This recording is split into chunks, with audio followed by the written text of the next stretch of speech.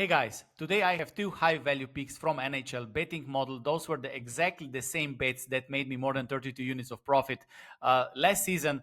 This season still small loss, but it is start of the season. Last season, for example, most of the profit came in the second part of the season. 4-9 so far, minus 5.94 units. It should be minus 3.94 units the other day. I made a mistake when I put the wrong team.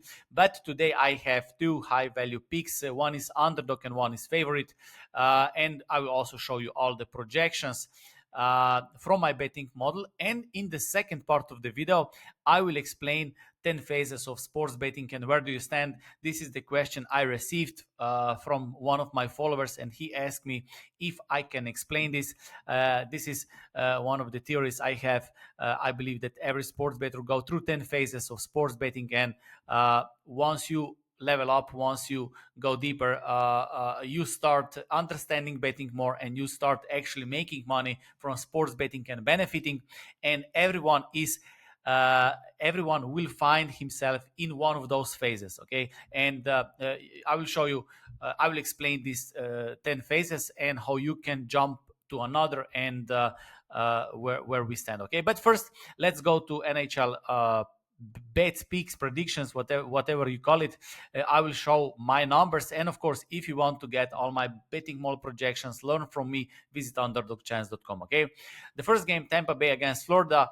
You see, those are my projected numbers. Those are bookmakers numbers. I have decimal here. Based on my projections, Florida should be small favorite, minus 108, and Tampa Bay should be plus 108. Tampa Bay is plus 117. So based on these numbers, maybe small value with Tampa. But the discrepancy is really, really small. Anaheim Ducks against Minnesota. You can see the goalies that I have for these projections. I usually take the goalies from Daily Faceoff.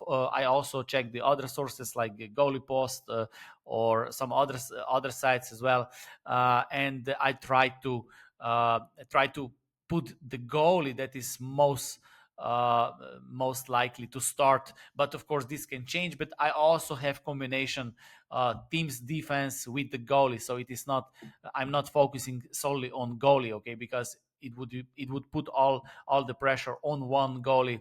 So I use combination when I make analysis. Okay, Anaheim Ducks against Minnesota. Based on my projections, Anaheim should be plus 118. They're plus 123. As you see, this is very small difference. I don't see much value. Maybe the most logical play would be over 6 if you can get good odds. Then we have Edmonton Oilers against Carolina Hurricanes. Carolina played yesterday. It is a back-to-back game for them. Two players didn't return to a game yesterday, Kotkaniemi and I think Jarvis.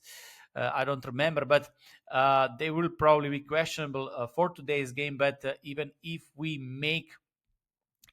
take into account this, I still have Carolina as bigger favorite. I have them at 1.5.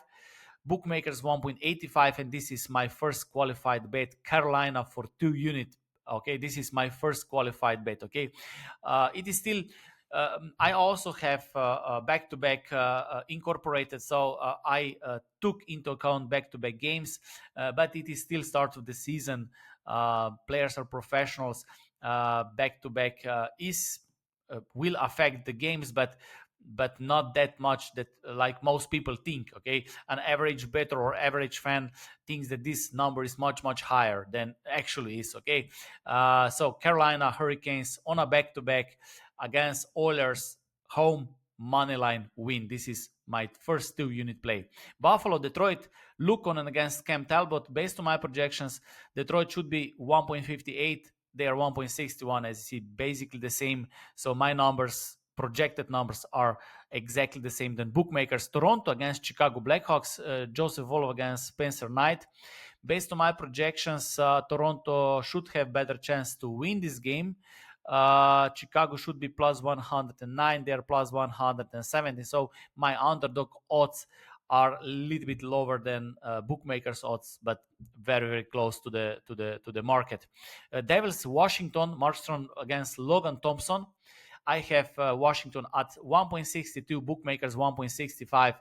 basically the same. Boston Bruins against Montreal. This is a derby. At least it was a derby, big derby in NHL. I have Montreal at 1.71. They have 1.64. My numbers are exactly the same than bookmakers' numbers, so no value. Los Angeles Kings against Ottawa.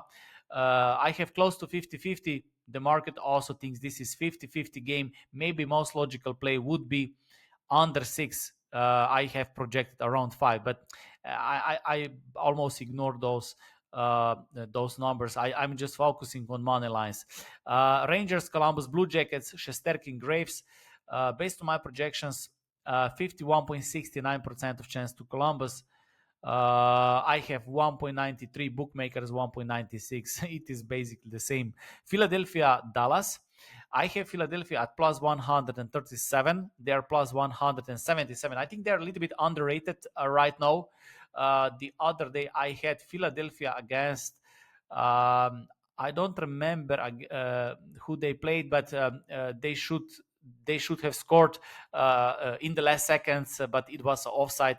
Also beat the closing line. It was a good bet, and I think that the numbers currently. How they play and the numbers right now are not aligned, and I think right now we have some value with Philadelphia currently, right? How they play, because what is the goal of betting? You need to find the numbers, or you need to find the performance of teams where team is actually playing better than the results show. Okay, this is one of the catch you can find, because if you find those statistics or those angles, then if those statistics then product final projected odds, and then you compare with bookmakers odds, you will find that discrepancy. Okay, because this is the goal. For example, if one team is playing great, they have a lot of shots, they make a lot of pressure, they are playing well, but they were unlucky, and they didn't simply score enough, and they lost a couple of games because of bad luck. We're not looking at the final result, but how they play. Okay, this is very simple explanation. Okay, all this is explained in statistics. Okay, if you use advanced statistics, expected goals, and so on, this is all explained in the statistics. But this is the goal, right? We want to see something that other people don't see. Okay, and once you build a betting model or betting system, if you do this, because there are basically two ways how to win at sports betting, right? You can build your own systems, your own angles, or you can use odd screens, arbitrage, or basically you mimic uh, sharp bookmakers, sharp bettors, those who actually make those systems, right? So you can have two different ways. In the long run, most sustainable is if you find your own angle and you learn how to build your own edge, right? So I think Philadelphia is slightly underrated right now, currently how they play. Okay, but for me it is still not good enough. I have adjusted Kelly just below 1. I'm looking for 1.75. So if my projected would be let's say 2.5, and I could get these odds, it would be probably qualified bet. Vegas Golden Knights, St. Louis Blues, Akira Schmidt Hofer. I have Vegas a small underdog. They are small favorites, so St. Louis is a value here, small value. Adjusted Kelly 1.06. It is not good enough, but if I need to pick St. Louis and Philadelphia, those two underdogs could be good try if you like to if you like to take a little bit more risk. San Jose, Seattle. Based on my projections, Seattle should be 1.71. They're 1.71. This is basically the same. And Winnipeg Jets against Calgary Flames. Calgary is another team where they probably play better than their results show. At least this is what I have. And I have Calgary as 2-unit play. So I have Calgary and I have Carolina. Carolina money line and Calgary money line. So both home teams money lines. One is underdog and one is favorite. Okay, why this is so? As I said, I'm looking for the statistics inside the betting mall and the range current momentum where I find the discrepancy between my projected numbers and bookmakers numbers. Okay, and I think the best two plays today are Calgary and Carolina. Two other bets to consider: Philadelphia and St. Louis. Yesterday, for example, such game was probably Nashville that beat Pittsburgh, but that's it from me, from my projections. Okay, and now I will explain 10 phases of sports betting. This was the question from one of my followers. I will make it simple here because I will not make some visuals and so on. I believe that the message is most important. Okay, so the 10 phases of sports betting. Where do you stand? Everyone who starts betting, so when you start betting, you usually try to pick the winners. Okay, so this is the rookie stage. I was the same. Everyone is the same. So you watch the games, you say I want to bet on a game, and then you try to predict who will win the game. So you have, no matter which sport, if this is NHL or this is NFL, Jets against Patriots, you try to predict the winner. The same story is if you have Jets +7 and Patriots -7, you want to predict who will cover. But this is basically the same. You want to predict the outcome of the game. Okay, you want to predict the outcome of the game, and you don't care about the value. This is the first stage. Okay, people in this stage don't make money. Okay, they always lose. Okay, how you know if you lose? You simply download your whole lifetime record from bookmakers, and you see if you have red numbers and if you have green numbers. Simple as that, right? There's no other way. If you don't track it, you are losing. Okay, because nobody, everyone who is not tracking, they say I want that and I want that. No, they are not winning. Okay, once you start tracking, and if you do this online, you can download history, and you will see if you make money, or you can also check withdrawals and deposits, and if you have positive number, then you are winning. But people who pick winners, they are losing. Okay, and this is the first stage. Okay, many people are stuck for whole lifetime in picks winner stage. Okay, they try to predict the outcome of the game. Okay, the second is because the longer you play the game, no matter if you have the skills or if you have the edge or if you have the models or numbers or whatever, at some point you will hit a couple of games in a row. Okay, even if you flip a coin,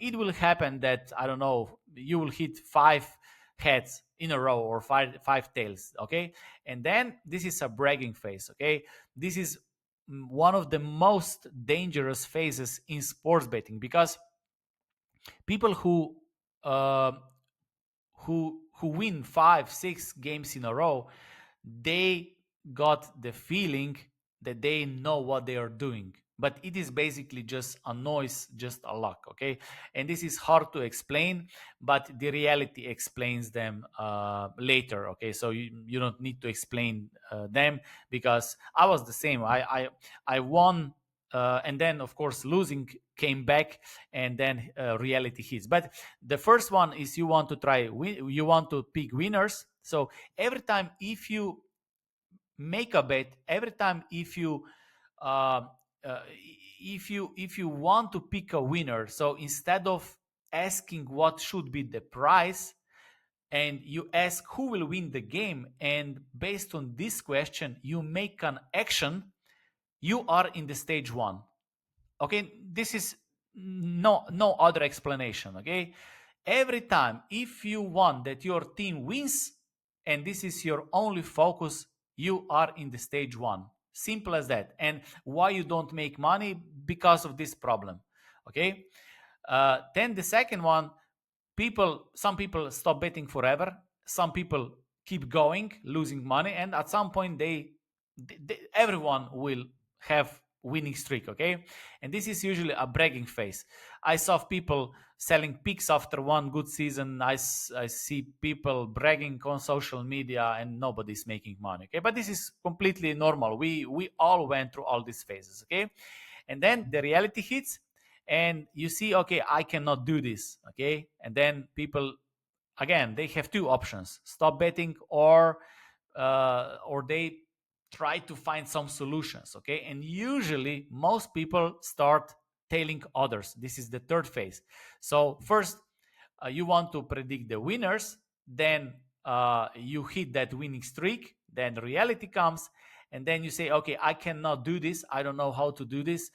It is maybe better to find someone who will do this for me. And then you start searching on the internet handicappers, and you see everybody is winning, everybody is, I don't know, successful, and I don't know, whatever, and you start tailing others. But this is, again, the problem with tailing others and following others is, most people don't have enough knowledge, especially in this stage, to know who is an expert. So you first need to become an expert, uh, to find experts, right? And to be able to find experts, you will need to put some effort. You will need to learn how betting works, how probabilities works, how odds works, and so on.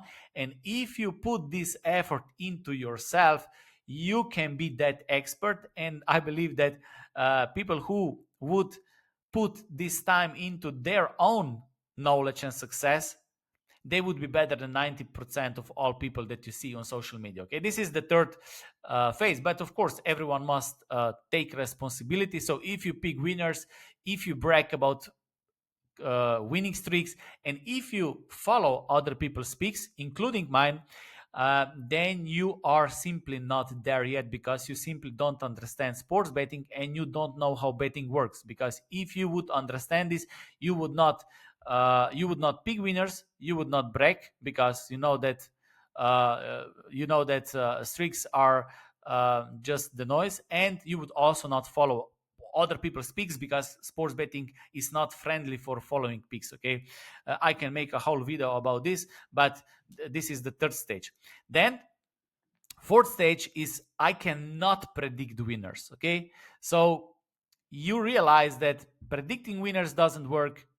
You need to be a little bit more humble, because losing streaks will come. And you also see that if you follow others, they're also not winning, or at least you are not winning if they are winning, right? And then you see, okay, maybe it's not about predicting the winners, because when people follow other picks, they're focusing on, for example, if I say today, what we have, Carolina and Calgary, and if they lose, and those who follow picks, they will say, this guy cannot predict winners, this guy sucks, right? So uh, people think that it's about predicting winners, right? And then in the next stage, once you grow with the knowledge mentally and everything else, so those are the steps, right? Then you see, okay, it's not about predicting the winners, okay? It's about plus EV. So it is all about the numbers, okay? You need to bet prices, not teams, okay? This is such a quote.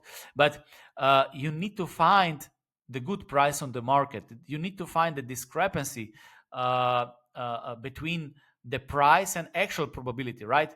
And then you finally start understanding the numbers game, okay? But still, once you understand this concept, then the next question is, okay, how to do this, right?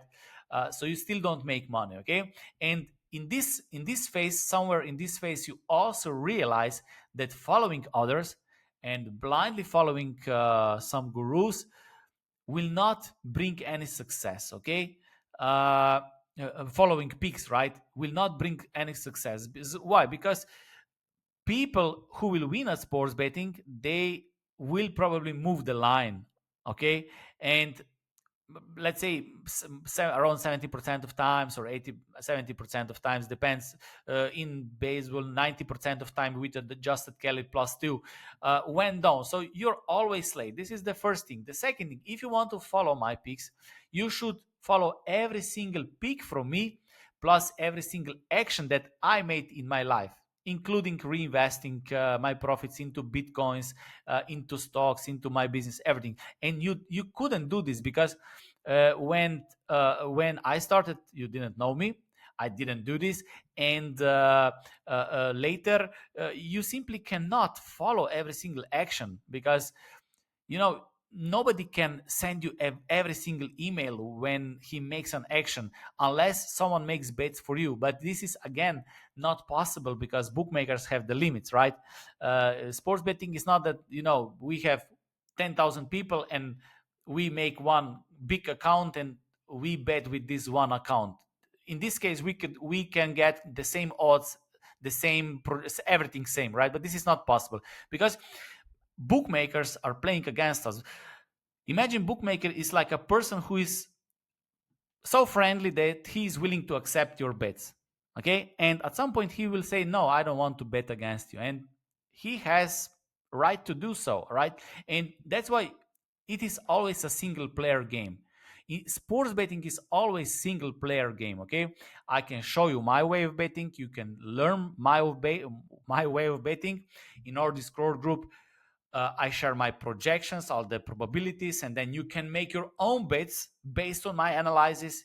And I also teach you how to use spreadsheets, and you can tweak them, make your own unique numbers. But at the end of the day, sports betting is a solo game. Nobody can play this game. Nobody can play this game for you. Okay, it is a solo game. Okay, and then in the fifth stage, people realize they need to start making their own bets because nobody is there to save you. Okay, uh, everybody who shares something about betting online, there is a strategy behind this. No matter if this is a podcast, if this is a book, uh, I make this video because I want to help people, but I also need to get something back for this. Okay, if someone shares odds jam links or sports books links, there is a strategy why he's doing this. If they make a podcast, they know what they are doing. Okay, nothing is free. Okay, and at the end of the day, you need to understand that you need to make your own bets and take full responsibility. And this is what I call independence phase. Okay, not following picks, not predicting the winners, not blaming others, blaming teams, blaming handicappers, blaming whatever, right? Not, but simply in this stage, you say, okay, I will make my own bets, I will take full responsibility, and I will use all the resources on the internet that I have. So what we have, you have videos, you have courses, you have books, you have scoreboards, you have free statistics on the internet, you have mathematical books, statistical books. Those are the resources, and you can buy these resources or take them or use them and try to become better so you can make better betting decisions every single day. Okay, and then in the sixth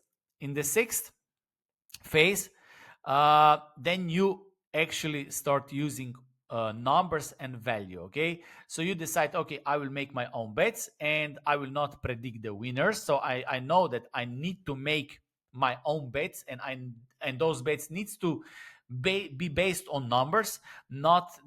So for example, tomorrow there is a game, I don't know, let's say Carolina against Tampa Bay, and you're not trying to predict the winner, but you are just focusing on the numbers and the price that is offered. Okay, and based on that, you decide what to do. Okay, and in this stage, people go usually in two directions, or you can use all kind of directions. Okay, you can use both, you can combine those things. Okay, first is you try to use your own numbers, or you try to mimic sharp bettors, sharp markets, sharp bookmakers.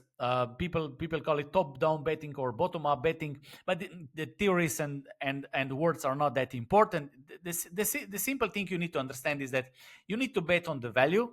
So you need to bet uh, the price that is better than fair price or actual price. Okay, for example, if two teams, let's say that we get the best price from the GOT, and two teams have 50-50 chance, and then on one team we have plus 130, then you will bet on plus 130 no matter what you think, if this team you think is gonna win or lose. Okay, you simply bet on plus 130 because you know that the fair price or the true price is 50-50. So the prices should be plus 100, plus 100. Okay. The next question is how to find these prices. Okay. And then we have two paths.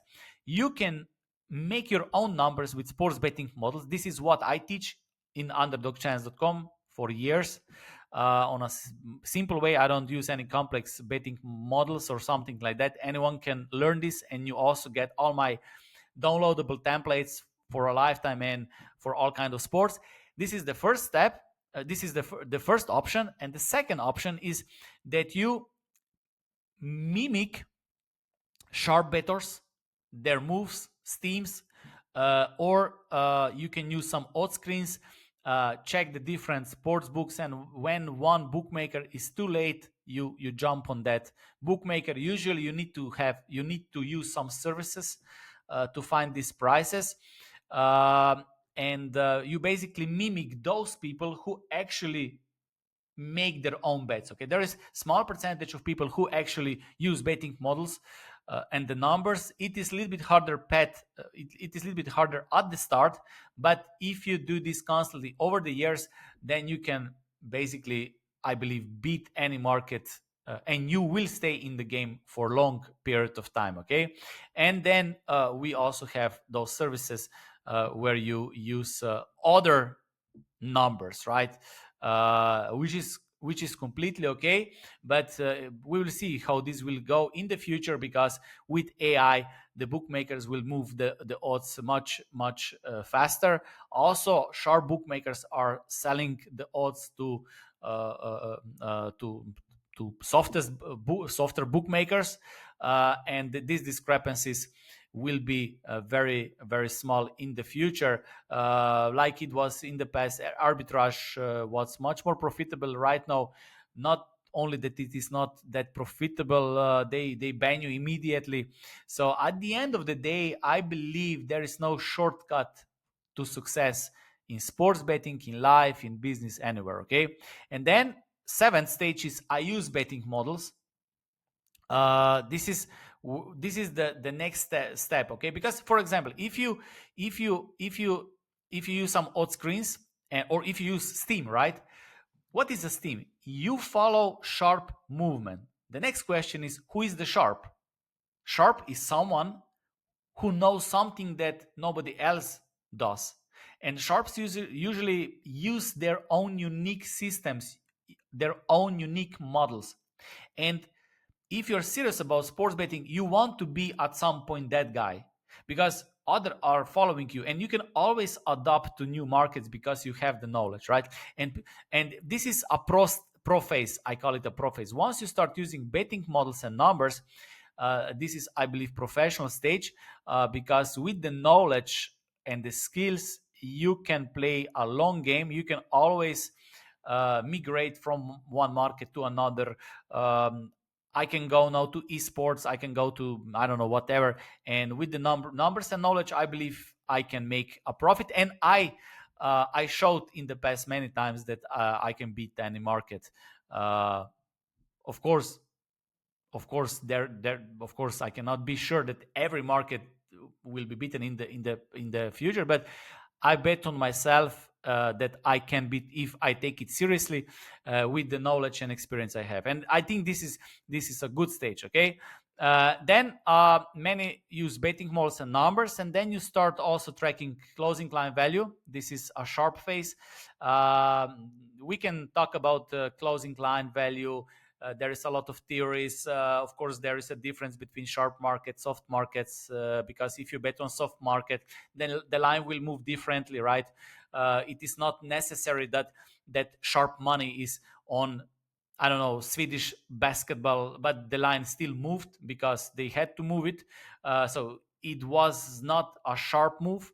But no matter if you agree with this or not, all serious bettors talk about closing line value numbers. Then the sharpest bettors beat the closing line. This is the hardest thing to do, because with this you show that you have better numbers than the market. If the lines move in your direction, right? If you take Patriots plus 7 and the closing line is Patriots plus 4, you beat the line, so you get better price than the rest, and you outsmart the market. And if you constantly outsmart the market, you're doing something well, okay? And you can track this for how much percentage you beat the line. And I track it, how many times the line went down, and if this is a good number, I know that most of the times I am correct, and this is okay. And then the last stage, I realize how much I still don't know, okay?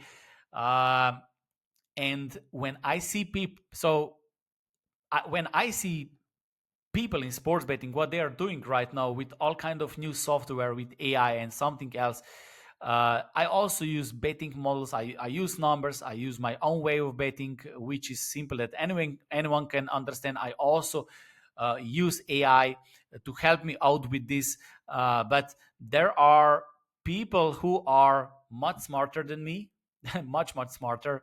They have better betting models. They have amazing software, uh, and young people are coming. They are much more. Uh, they know how to use all these tools, and then you realize how much you still don't know, and uh, you start learning. You see that it is never ending process, because sports betting is evolving all the time. And you simply realize how much you still don't know, because here, when I went 5-0, I was sure that I know everything. Right now, uh, I can become depressed when I see what other people are doing with numbers. So I simply don't focus. I don't read social media. I don't go into the comments. I just do my thing. I focus on my community. I focus on my people. I help them. I know this is working, because the concept will be the same. The concept will all. So the concept of winning at sports betting will always be the same. Okay, you need to find the value. Okay, no matter if this will be 1,000 years in the future, the concept will be the same. Only the tools can change. Okay, the math is the same, the numbers will be the same, the math will stay the same. Maybe the tools will change. Okay, right now spreadsheets are still, I believe, most friendly for most people, because they are very simple to understand. Maybe in the future you will have some robot at home and he will do analysis. I hope it will be unique, because if you want to win at sports betting, you need to be unique, because only top 5% win. If everyone will use the same ChatGPT or same unique robot, it will generate the same answers, and you will lose again, right? So at the end of the day, the concepts will stay the same. Okay, the concepts will be the same, but the tools will be different. And once you realize how much you still don't know, you can keep learning, and this will keep you in the game. So you understand the concept, and on top of that, you add more and more things. Okay, and those are 10 sports betting stages. Okay, if I make a quick summary, first, most people try to pick the winners, they lose. Okay, so when people start winning, usually here and here, okay, people start winning. So I can make it like this. Usually people start making money here. Okay, and people from 1 to 5 don't make any money. Okay, so first they try to pick winners, then they start bragging. This is very early stages. And then they start following others. This is, I would say, 80-90% of people are stuck here.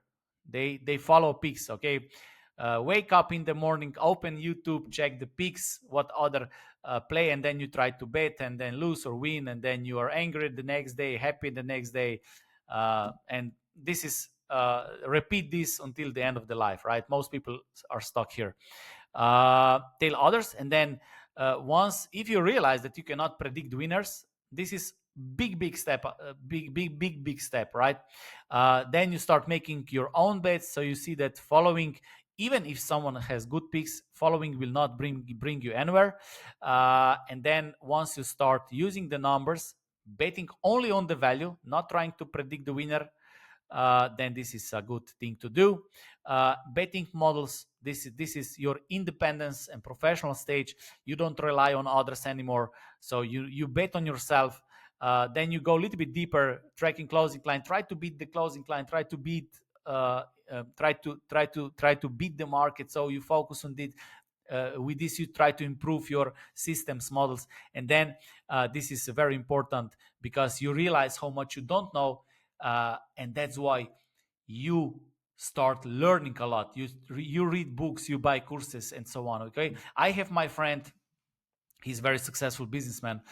He's retired at 35, and I was asking him about the business and so on, and he he's constantly buying books and courses. This is amazing. Okay, he's constantly, and for every question that I had, he said, I watched that course, I read that book, I did.